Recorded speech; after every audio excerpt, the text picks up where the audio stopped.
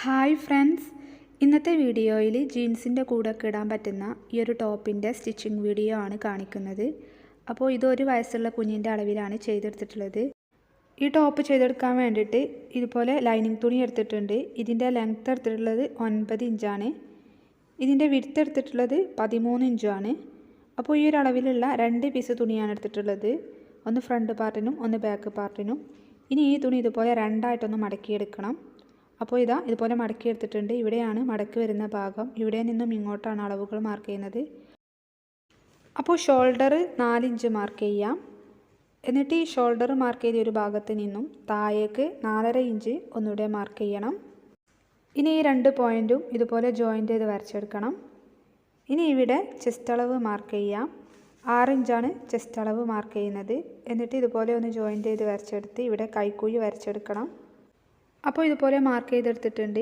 ഇനി ഈ ടോപ്പിൻ്റെ താഴ്ഭാഗത്തെ വിഡ്ത്ത് 6 ഇഞ്ച് മാർക്ക് ചെയ്യാം. എന്നിട്ട് ഈ ചെസ്റ്റ് മാർക്ക് ചെയ്ത ഈ ഒരു പോയിൻറ്റും ടോപ്പിൻ്റെ താഴ്ഭാഗത്തെ വിഡ്ത്ത് മാർക്ക് ചെയ്ത പോയിൻറ്റും ഇതുപോലെ ഒന്ന് ജോയിൻ്റ് ചെയ്ത് വരച്ചെടുക്കണം. ഇനി നെക്ക് വിഡ്ത്ത് 2 ഇഞ്ച് മാർക്ക് ചെയ്യാം.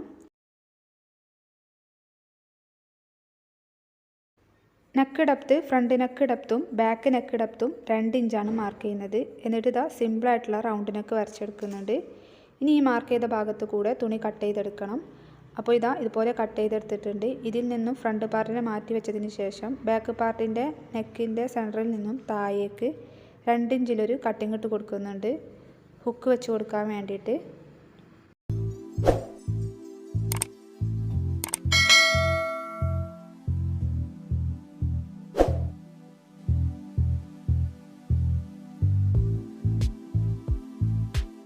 അപ്പോൾ ഇതുപോലെ ബാക്ക് പാർട്ടും ഫ്രണ്ട് പാർട്ടും കട്ട് ചെയ്തെടുത്തിട്ടുണ്ട്. ഇനി ഇതിന് വേണ്ടിയിട്ടുള്ള മെയിൻ തുണി കട്ട് ചെയ്തെടുക്കാം. മെയിൻ തുണി ബാക്ക് പാർട്ടും ഫ്രണ്ട് പാർട്ടും സെപ്പറേറ്റ് ആയിട്ടാണ് കട്ട് ചെയ്തെടുക്കുന്നത്. അപ്പോൾ ആദ്യം ബാക്ക് പാർട്ടിന് വേണ്ടിയിട്ടുള്ള മെയിൻ തുണി കട്ട് ചെയ്തെടുക്കാം. അപ്പോൾ മെയിൻ തുണിയുടെ ലെങ്ത്ത് എടുത്തിട്ടുള്ളത് 11 ഇഞ്ചാണ്. ഈ തുണി ഇതുപോലെ രണ്ടായിട്ടൊന്ന് മടക്കിയെടുക്കണം. ഇതുപോലെ മടക്കിയെടുത്തിട്ടുണ്ട്. ഇവിടെയാണ് മടക്കി വരുന്ന ഭാഗം. ഇതിൻ്റെ മുകളിലേക്ക് നേരത്തെ കട്ട് ചെയ്ത് വെച്ചിട്ടുള്ള ലൈനിങ് തുണി കറക്റ്റായി ഇതുപോലെ ഒന്ന് വെച്ച് ഈ ഒരു ഭാഗത്ത് കൂടെ കട്ട് ചെയ്ത് കൊടുക്കാം.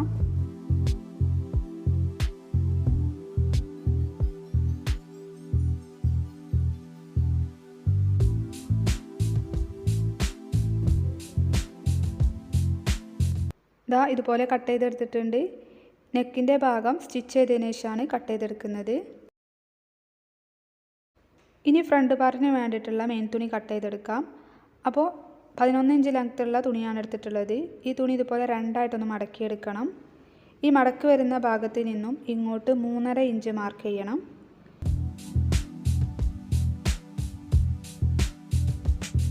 ഇതുപോലെ മാർക്ക് ചെയ്തെടുത്തിട്ടുണ്ട്.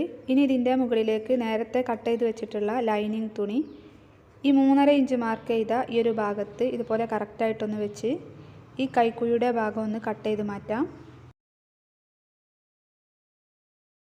ഇതുപോലെ കട്ട് ചെയ്തെടുത്തിട്ടുണ്ട്. ഇനി ഈ 3.5 ഇഞ്ച് മാർക്ക് ചെയ്ത ഒരു ഭാഗത്തും ഇതിൻ്റെ ഈ സെൻറ്റർ ഭാഗത്തും ചെറിയൊരു കട്ടിങ് ഇട്ട് കൊടുക്കണം. ഈ ഒരു ഭാഗത്താണ് പ്ലീറ്റ്സ് ഇട്ട് കൊടുക്കുന്നത്. അപ്പോൾ പ്ലീറ്റ്സ് ഇട്ട് കൊടുക്കാൻ വേണ്ടിയിട്ടുള്ള ആ ഒരു ഭാഗം അറിയാൻ വേണ്ടിയിട്ടാണ് ഇങ്ങനെ ഒരു ചെറിയ കട്ടിങ് ഇട്ട് കൊടുക്കുന്നത്. അപ്പോൾ ഇതുപോലെയാണ് കിട്ടിയിട്ടുള്ളത്. ഇനി ഈ ഒരു ഭാഗത്ത് ഇതുപോലെ പ്ലീറ്റ്സ് ഇട്ട് സ്റ്റിച്ച് ചെയ്ത് കൊടുക്കണം.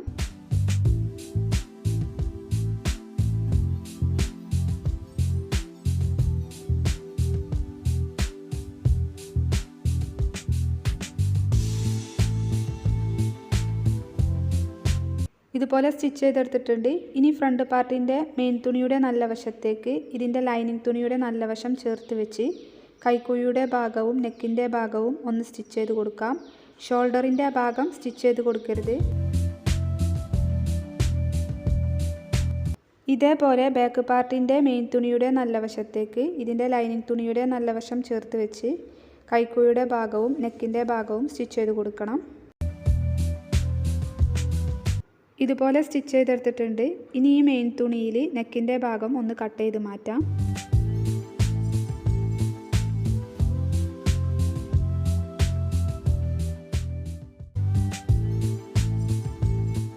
ഇങ്ങനെ കട്ട് ചെയ്തെടുത്തിട്ടുണ്ട്. ഇതേപോലെ ബാക്ക് പാർട്ടിൻ്റെ നെക്കിൻ്റെ ഭാഗവും കട്ട് ചെയ്ത് മാറ്റണം.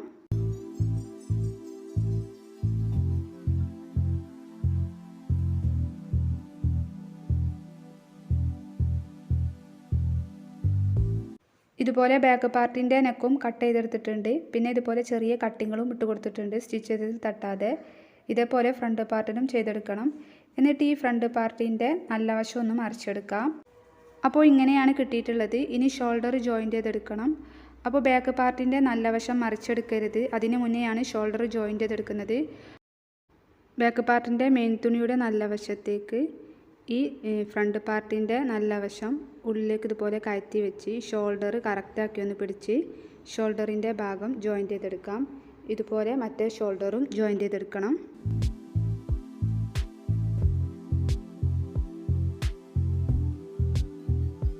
ഇതുപോലെ 2 ഷോൾഡറും ജോയിൻ്റ് ചെയ്തെടുത്തിട്ടുണ്ട്. ഇനി 2 സൈഡും കൂട്ടി സ്റ്റിച്ച് ചെയ്തെടുക്കണം. അപ്പോൾ ഫ്രണ്ട് പാർട്ടിൻ്റെയും ബാക്ക് പാർട്ടിൻ്റെയും മെയിൻ തുണിയും ലൈനിങ് തുണിയും സെപ്പറേറ്റ് ആയിട്ട് ഇതുപോലെ ഒന്ന് പിടിച്ചിട്ടാണ് സ്റ്റിച്ച് ചെയ്ത് കൊടുക്കുന്നത്. ഇതേപോലെ സ്റ്റിച്ച് ചെയ്തെടുക്കുകയാണെങ്കിൽ ഉള്ളിൽ നിന്നും പുറമേ നിന്നും നോക്കുമ്പോൾ സ്റ്റിച്ചിങ്ങിൻ്റെ ആ മാർക്കിങ് കാണൂല. അപ്പോൾ ഇതുപോലെ ഈ ഒരു ഭാഗത്ത് കൂടെ സ്റ്റിച്ച് ചെയ്ത് കൊടുക്കാം. അപ്പോൾ ഇതാ 2 സൈഡും സ്റ്റിച്ച് ചെയ്ത് ജോയിൻ്റ് ചെയ്തെടുത്തിട്ടുണ്ട്. അപ്പോൾ ഇതാ ഇങ്ങനെയാണ് കിട്ടുന്നത്. ഇനി ഈ ടോപ്പിൻ്റെ തായ് ഭാഗം റോങ് സൈഡിലേക്ക് മടക്കി സ്റ്റിച്ച് ചെയ്തെടുക്കണം. അപ്പോൾ ലൈനിങ് തുണിയും മെയിൻ തുണിയും റോങ് സൈഡിലേക്ക് മടക്കി സ്റ്റിച്ച് ചെയ്തെടുക്കാം. ഇങ്ങനെ സ്റ്റിച്ച് ചെയ്തെടുത്തിട്ടുണ്ട്. അപ്പോൾ ഇത്രയുമാണ് ഈ ഒരു ടോപ്പിൻ്റെ സ്റ്റിച്ചിങ് വരുന്നത്. എല്ലാവരും ഒന്ന് ട്രൈ ചെയ്ത് നോക്കുക. വളരെ ഈസിയാണ് ചെയ്തെടുക്കാൻ വേണ്ടിയിട്ട്. ട്രൈ ചെയ്ത് നോക്കിയിട്ട് ഫീഡ്ബാക്ക് കമൻറ്റിലൂടെ അറിയിക്കുക. അപ്പോൾ നിങ്ങൾക്ക് ഈ വീഡിയോ ഇഷ്ടമായാൽ ലൈക്ക് ചെയ്യുക. സബ്സ്ക്രൈബ് ചെയ്യാതെയാണ് വീഡിയോ കാണുന്നതെങ്കിൽ ഒന്ന് സബ്സ്ക്രൈബ് ചെയ്ത് സപ്പോർട്ട് ചെയ്യുക. ഇനിയും ഇതുപോലെയുള്ള വീഡിയോസുമായി വീണ്ടും കാണാം. അതുവരേക്കും ബൈ.